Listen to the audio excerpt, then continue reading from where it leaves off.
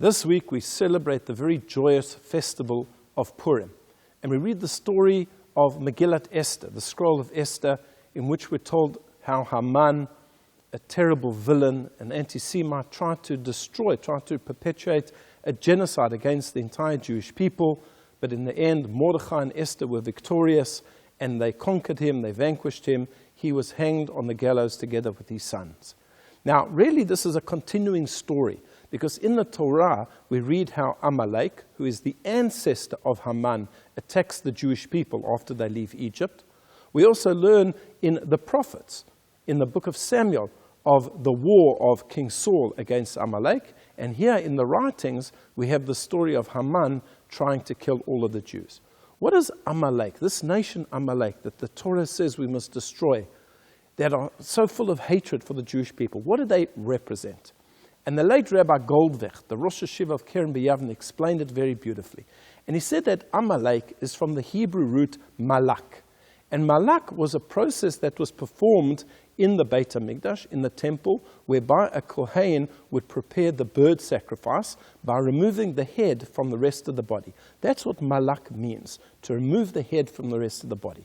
This is what Amalek stands for. Amalek says, you can serve God, you can have a spiritual life, but only in your intellect, only in your head. It doesn't translate down to the rest of your body. Spirituality is only that which is high, which is above, which is superior. But to actually serve God with your hands, with your feet, with your body, Amalek doesn't relate to whatsoever. They, so to speak, remove the head from the rest of the body. Whereas the Torah tells us, no, of course we serve God with our mind. Of course we have an intellect. Of course we study Torah.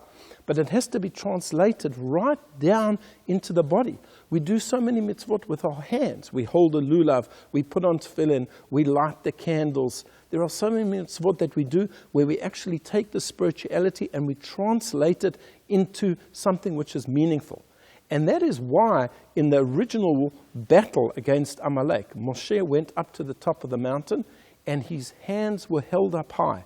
And as long as his hands were held up, the Jewish people were victorious. And he had his brother and his nephew lifting up his hands. What was the significance of the hands? It was to try to show that that is what we're trying to achieve with our spirituality. We want to bring it down to the actual level of action. And a further proof of this point is that Esau, who was the grandfather of the original Amalek, he was killed by being decapitated. His head rolled into the cave of Machpelah, where he is buried with the fathers and the mothers, but his body remained outside because he had a similar belief. You can serve God with your mind, with your intellect, but it doesn't have any way in which it translates into the body. So Purim is a time in which we celebrate the fact that we serve Hashem even with our physical bodies. And that's why Purim is such a physical celebration. We give food to friends and to poor people, and we have a great feast in which we eat and we drink to show that a Jew serves God not just with his mind, but also with his body. I wish you a Chag Purim Sameach.